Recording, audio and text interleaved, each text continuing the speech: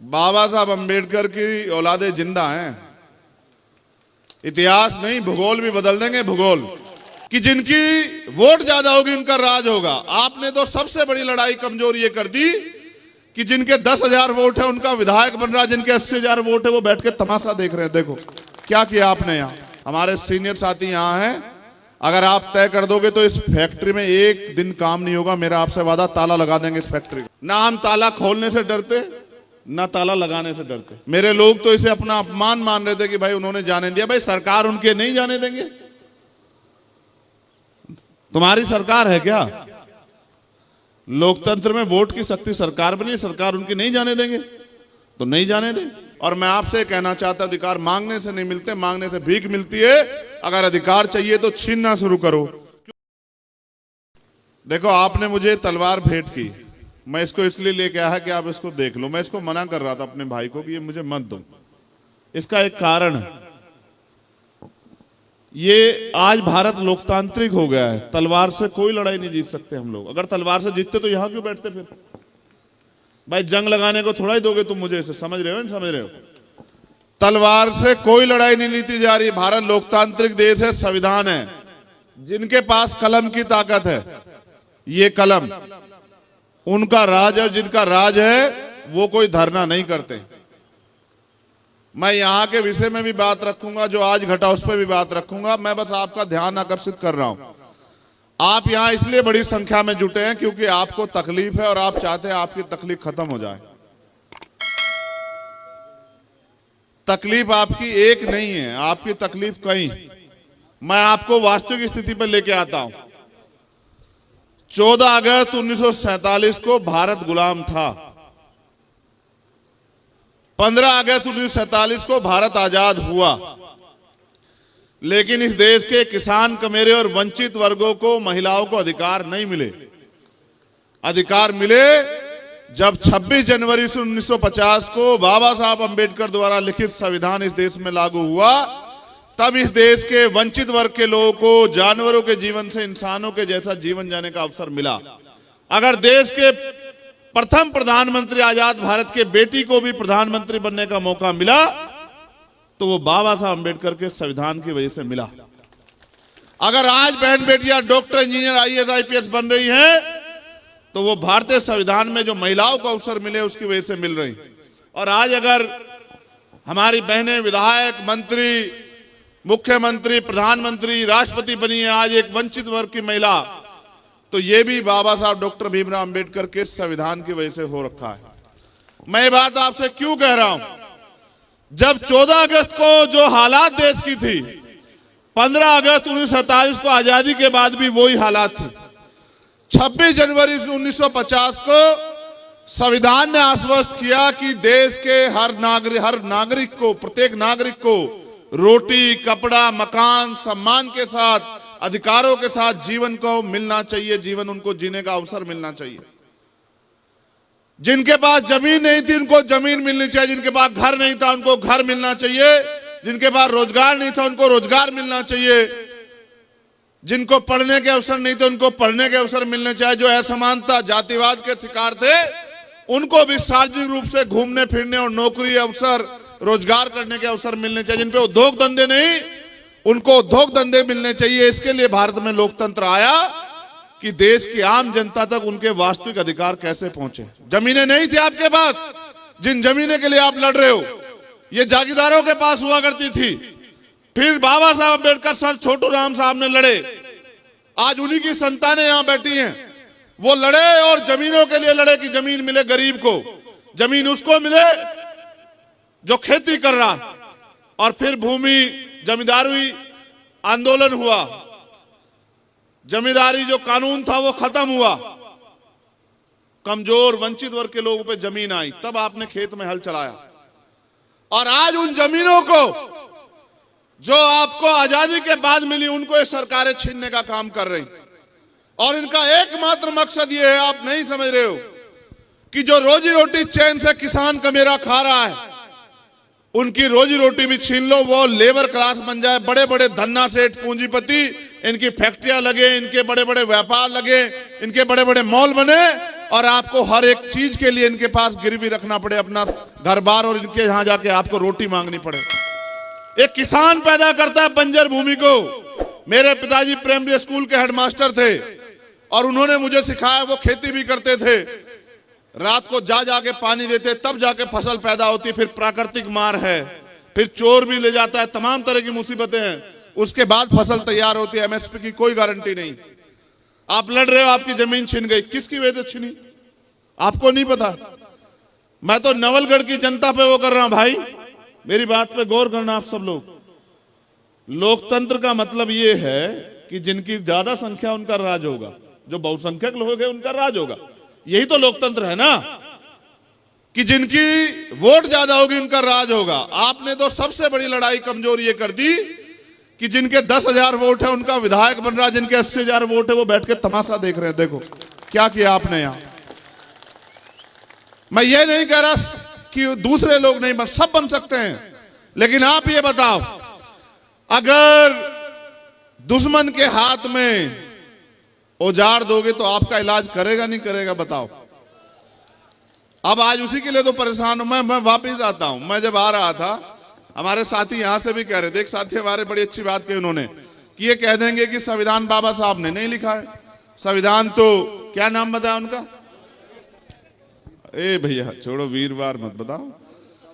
सुनो, बाबा साहब अंबेडकर की औलादे जिंदा हैं, इतिहास नहीं भूगोल भी बदल देंगे। भूगोल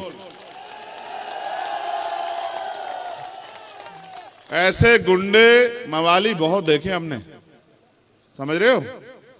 हमारा मन नहीं था जाने का वहां, तुम्हें सच बता रहे। हम किसान कमेरों की औलादे, हमारा मन नहीं था वहां जाने का, इसलिए जाने का मन नहीं था, आपके बीच में आने का मन था।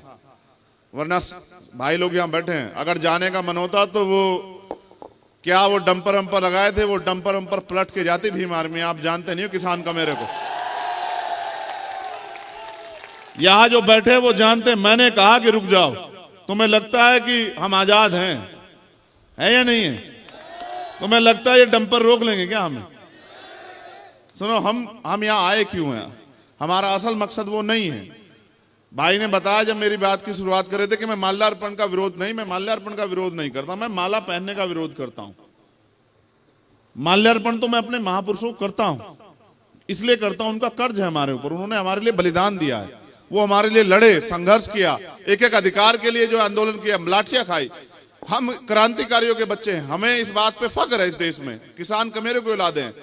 लेकिन मैं माला इसलिए नहीं पहनता कि जिनके समाज के लोग यहां, जैसा भाई ने एक स्पीच में बताया कि बहनों को खींचा गया, उनको पीटा गया, गाड़ियों में भरा गया, ये लड़ाई यहीं नहीं चल रही है देश में। वहां देखो आप जंतर मंतर पे क्या हुआ, पहलवान बेटियों के साथ किस तरह का अन्याय किया गया, देखा आपने। कल हरियाणा में किसानों के साथ किस तरह का अन्याय किया गया, वहां के नेता सारे उठा के बंद कर दिए, किस तरह पीटा गया, एक किसान शहीद हो गया है। आपको लगता है मांगने से अधिकार मिल जाएंगे? अब तक आपकी समझ में नहीं आया कि अधिकार कैसे मिलेंगे। अधिकार छीनने पड़ते हैं, छीनने, और छीनने के लिए दम चाहिए।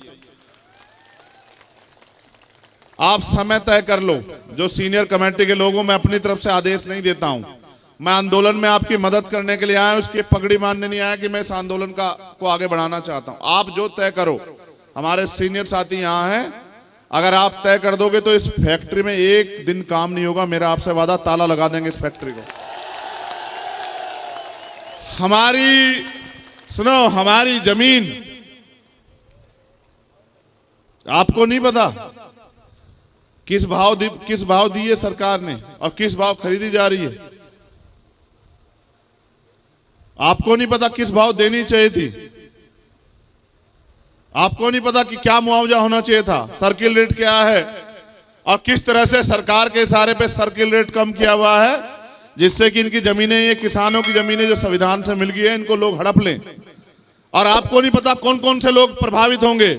जिनके खेत हैं वो तो किसान प्रभावित होगा, लेकिन जिनका घर चलता है खेती से, जो खेती से जुड़े लोगों से जुड़े हुए हैं, चाहे वो लोहे का, लकड़ी का काम करने वाला साथी हो, चाहे जिनके पशु पलते हो, या जिनको छोटा मोटा लकड़ी का रोजगार है, वो सब इनसे प्रभावित होंगे।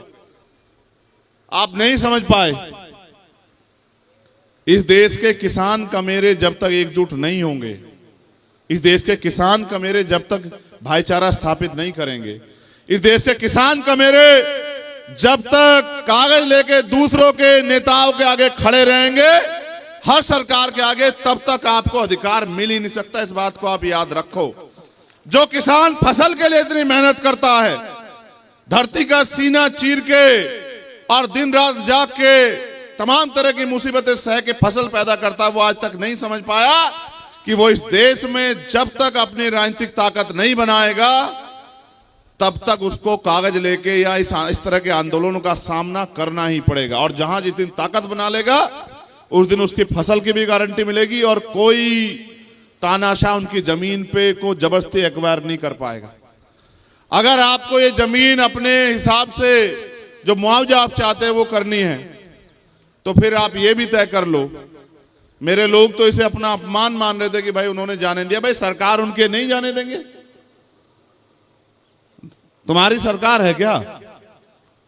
लोकतंत्र में वोट की शक्ति सरकार बनी, सरकार उनकी नहीं जाने देंगे तो नहीं जाने दें। मगर हम वहां जा क्यों रहे थे आपको पता है? हम वहां शहीद आजम सरदार भगत सिंह जी को नमन करने के लिए जा रहे थे, जिनकी वजह से ये मुल्क खड़ा हुआ, जिन्होंने हंसते हंसते फांसी के फंदे चूमे। हम बाबा साहब अंबेडकर जिन्होंने संविधान लिखा। आज ये जो सरकारी इंस्टीट्यूशन है, पुलिस के लोग हों, ये प्रशासन के लोग हों, ये एमपी एमएलए बनते हो, जिनकी वजह से बन रहे संविधान की, जिन्होंने उनको लिखा, हम उनको नमन करने जा रहे हैं। हमारा अपमान थोड़ा ही किया है, इस देश के उन महापुरुषों का अपमान किया जिन्होंने इस देश के लिए बलिदान दिए। क्या ये अपमान हमारे लोग भूल जाएंगे क्या? आप बताओ, क्या भूल जाओगे अपमान? इस अपमान का बदला कैसे लोगे? इस अपमान का बदला किसान कमेरे जिस दिन वोट की शक्ति से, वोट की चोट से लेने काम करेंगे। जो लोग हमें आज बाबा साहब की मूर्ति नहीं छूने दिए, ये विधानसभा की पैड़ी भी नहीं चढ़ पाएंगे। मेरी बात को आप लोग याद रखना। ना हमारी पुलिस से कोई लड़ाई, ना हमारी प्रशासन से कोई लड़ाई, हमारी लड़ाई है अधिकारों की। और मैं यहां हमारे जिम्मेदार लोग बैठे हैं, कमेटी के लोग, मैं उनसे को आश्वस्त करता हूं कि देश में जहां भी अन्याय होता है वहां भीम आर्मी के लोग सीना तान के लड़ाई लड़ते हैं। जहां भी बहनों का अपमान होता है, सीना तान के लड़ाई लड़ते हैं और किसी कीमत से नहीं चूकते। यहां जहां किसान कमेरों की लड़ाई हो, उस लड़ाई को भी लड़ते हैं। हम आपकी इस लड़ाई में आपके साथ हैं। आप समय तय कर लो। अगर आज तय करोगे, जो यहाँ की कमेटी आज तय कर लो, आज लगा देंगे ताला, कोई फर्क नहीं पड़ता। हमारे लिए कोई काम ज्यादा जरूरी नहीं है आपकी मांग से ज्यादा। और अगर जिस दिन आप तय कर लोगे, इसके बाद उस दिन ताला लगवा लेना। ना हम ताला खोलने से डरते, ना ताला लगाने से डरते। हम तो एक बात से डरते हैं कि किसान कमेरे बोलना कब सीखेंगे, ये अपनी ताकत को पहचानना कब सीखेंगे, ये अपने दोस्त और दुश्मन को पहचानना कब सीखेंगे। लगाते रहो नारे, उठाते रहो झंडे और अपने लोगों के साथ होने वाले अन्याय पे नारेबाजी और धरने प्रदर्शन करते रहो, या फिर तुम पे मौका आएगा। मैं तुम्हें सिर्फ सिखा सकता हूं, तुम्हारी उंगली नहीं पकड़ सकता हूं। तुम पे मौका आएगा अपने साथ हुए एक अन्याय का जवाब वोट की चोट से देके इनको बताना कि अगर हम बना सकते हैं। किसान समझते हो, किसान फसल उगाना जानता है तो काटना भी जानता है ना? जानता है नहीं जानता है बताओ? अगर हम फसल लगाना जानते हैं तो फसल काटना भी तो जानता है। ये तो हमारा लगाएगा पेड़ है जो आपको दुख दे रहा है। इसको सबसे पहले किसने लगाया? हमारे लोगों ने बनाया ना। विधायक बनाया नहीं बनाया? हमारा खा के हमारी बिल्ली हमें मयाऊ। देखो क्या गजब की बात होगी ये। हमारे लोग ना बनाते तो बन जाता क्या विधायक? हमारा लगाया पेड़ है, हमने दी ताकत और हम ही काटेंगे इस बार। ये भी याद रखना इस बात को अच्छी तरह से। और ऐसा काटेंगे कि आज के बाद कई मामले मेरे सामने आ गए। आज के बाद कोई जो है विधायक और एमपी, कोई मंत्री किसी किसान की जमीन पे गलत नजर नहीं उठाएगा और किसी गरीब की बच्ची की तरफ आंख उठा के नहीं देखेगा। हम सब जान रहे हैं उनके कर्मों को यहां। लेकिन मैं आपसे कहना चाहता हूं, सिर्फ नारों से काम नहीं चलेगा भाइयों। बहुत कम समय बचा है। जैसे ये आंदोलन हो रहा है, अपने आंदोलन को मजबूत करो और इसके बाद गांव गांव गली जाके समाज को जागरूक करो। हमारे महापुरुष जिनके बारे में हमारे साथियों ने कहा, मान्यवर काशीराम साहब कह गए कि वोट की रक्षा ऐसे करो जैसे बहन बेटी की रक्षा होती है, और बहन बेटी की रक्षा ऐसे करो जैसे जमीन की रक्षा की जाती है। जिस तरह से बहन बेटी की रक्षा के लड़ते हैं, इस तरह से अपनी जमीन के लिए भी लड़ो, चाहे कोई कीमत चुकानी पड़े। किसानों का इतिहास रहा है कि उन्होंने अंग्रेजों के दांत खट्टे किए हैं, वो इनके भी दांत खट्टे कर देंगे। और मैं आपसे कहना चाहता, अधिकार मांगने से नहीं मिलते, मांगने से भीख मिलती है। अगर अधिकार चाहिए तो छीनना शुरू करो, क्योंकि समय ज्यादा हो रहा है और मैं जानता हूं आपको जाके अपने घरों के काम भी करने हैं। लेकिन क्योंकि जिन्होंने मुझे बुलाया, मैं चाहता हूं मैं उनको भी सुनूं कि वो इस आंदोलन को कैसे आगे बढ़ाना चाहते हैं। उनके मन में यहाँ के किसानों के लिए, कमेरों के लिए, मजदूरों के लिए क्या इच्छा है और वो कैसे चाहते हैं कि इन किसानों का हल हो। फिर जैसे मैं उनके आज के बुलावे पे आया, मैं उनके साथ रहूंगा। और मैं उनसे ये कहना चाहता हूं कि जब आप तय कर ले मन में कि इनके न्याय की लड़ाई को जमीन पे मजबूत करना हो, आप हमें बता देना। हम और हमारे सब साथी अपनी पूरी ताकत से इस लड़ाई को मजबूत करेंगे। बस आखिरी बात आपसे कहनी है, उठो, जागो, पहचानो, संघर्ष करो, अपनी ताकत को एकजुट करो और फिर आगे बढ़ो। वक्त आने वाला वक्त आपका, आपको कोई नहीं रोक सकता, क्योंकि आज अगर कोई लड़ रहा है तो वो आप हो, और जो आज लड़ रहा है वो कल का जो है वो लड़ाका कल का ताकतवर बनेगा। जो ताकतवर बनेगा वो अपने लोगों के लिए काम करेगा। साहब ये कहा करते थे कि वोट अगर इनको दोगे तो इनके लोग ताकतवर होंगे, और वोट अगर उनको दोगे तो उनके लोग ताकतवर होंगे।